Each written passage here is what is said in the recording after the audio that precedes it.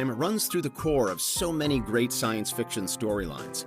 It's a superpower, even if those that wield it often aren't your stereotypical cape-wearing, world-saving hero kinds of people. The time traveler often has to go under the radar, quiet and unnoticed in whichever time they're infiltrating, so not to trigger some sort of existential collapse should anyone realize who they are. It's a delicate business with potentially dire consequences, all of which serves to ramp up the tension in all of the best sci-fi examples. Time travelers in the real world, however, are seemingly not so careful. Or at least, there are many who have clearly chosen to break rank.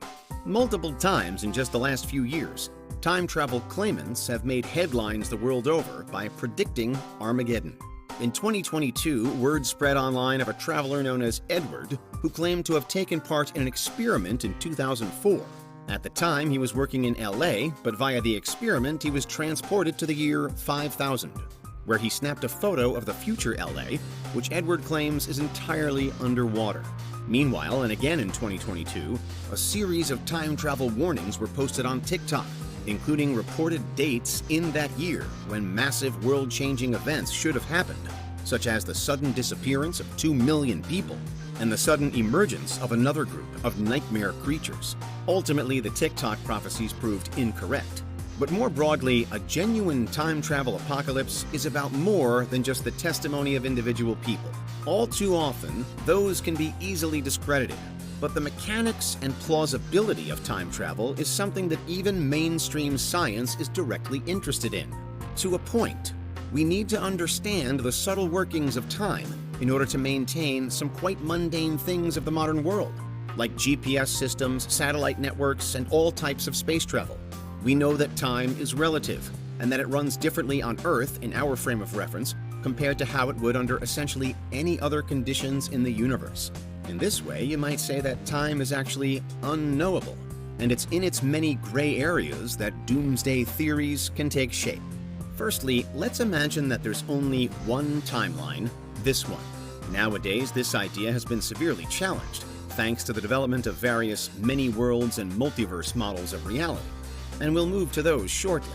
But for now, we can still imagine the universe as just one unending, unbroken, and complete thing. How does the time travel apocalypse unfold? All we need to do is to consider one of the most popular paradoxes, but if it were to really get out of hand. A bootstrap paradox, otherwise known as an information paradox, is where information is moved between the present, past, and future, so that actually it can never exist outside of that loop. But it can also never be taken away either. For example, imagine that you are given a book as a child by an adult. Then you live your whole life with that book until you, as an adult, travel back in time and give that book back to the child that will grow up to become the adult who gives the book to you. There's no breaking that cycle. The book exists in perpetuity, and yet it only exists because it's being constantly passed around between the two people in the loop. Now imagine, though, that written inside that book, there's something very, very bad. As we learned in a previous video, Professor Nick Bostrom of the Future of Humanity Institute has formulated the vulnerable world hypothesis to demonstrate just how, well, vulnerable we really are. Bostrom talks of so-called black ball technologies, which are things that, if they are invented, will trigger the end of the world. The example he spends most time on is easy-to-make nuclear bombs, but really a black ball technology could be anything. It could be a genetically engineered 100% death rate virus that's easily and instantly spread, or a machine designed solely to attract asteroids from space, which turns Earth into a cosmic punching bag, or a self-replicating AI that will always grow to hate humanity so much that it just has to kill us all off. You get the picture. If that kind of technology, if that kind of information were to exist, then you'd seriously hope that it would somehow remain hidden and unknown. Throw it into the bootstrap paradox, however, and not only would the cat be out of the bag, but it would be inescapably released into probably exactly the same way, time and time and time again. This is the end of the world, but on repeat. It's a record that skips and skips and skips, but it's impossible to turn off. In some ways, it taps into the block universe way of thinking, otherwise known as eternalism. This is a philosophy of time in which all moments are presented as existing as one. The past, present, and future are all equally real, all equally happening within the wider 4D block that is reality itself. On the tamer end of the scale, this means that the moment when you pressed play on this video exists still alongside the moment right now and the moment when this video will end. Nothing moves through time as we might typically understand it.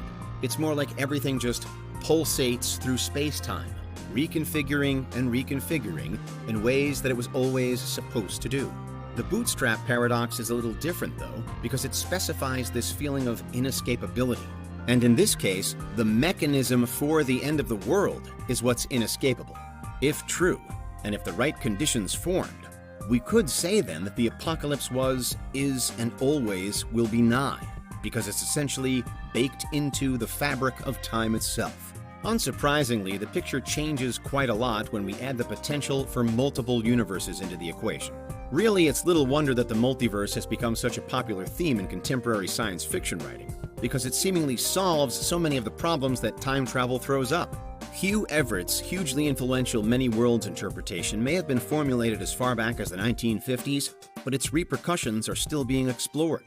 It views reality through its smallest parts and suggests that for every single quantum event, all possible quantum outcomes do take place. The theory allows for this by proposing that reality splits whenever a decision is made or a chance occurrence unfolds. Time is then viewed as something like an infinitely branching tree, sprouting more and more branches with every passing second.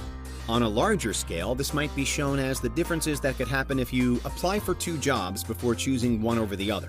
At the point that you make that decision, your reality splits. 2 separate versions of you exist along 2 separate timelines, and their lives play out differently, perhaps very differently, as a result.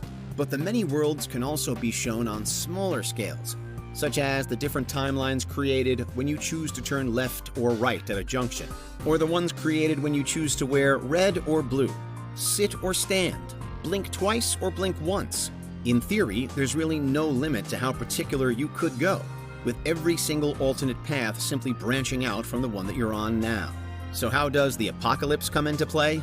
The many worlds interpretation seemingly solves the bootstrap paradox because it allows for an infinite number of try-agains. The never-ending loops of self-fulfilling information now can be escaped from because they'll only ever exist on some, not all, of any one person's timelines. And that should make us feel quite a lot safer. No longer could we one day become doomed by the wrong information being passed back and forth, causing all of us to die over and over and over again. However, while you could view the multiverse as a kind of existential safety in numbers, it also implies that no one timeline is particularly special.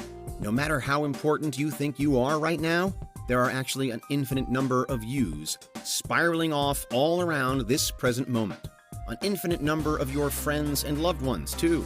Of the towns and cities that you know. Of the planet that you live on. And so, if a blackball technology is ever introduced, if it ever does become possible to drop just a little bit of poison into one slither of reality, then why not into this one?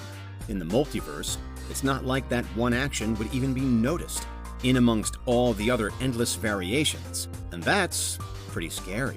On the one hand, with the bootstrap paradox and the possibilities that it could bring, you have what you might even now term the traditional time travel apocalypse.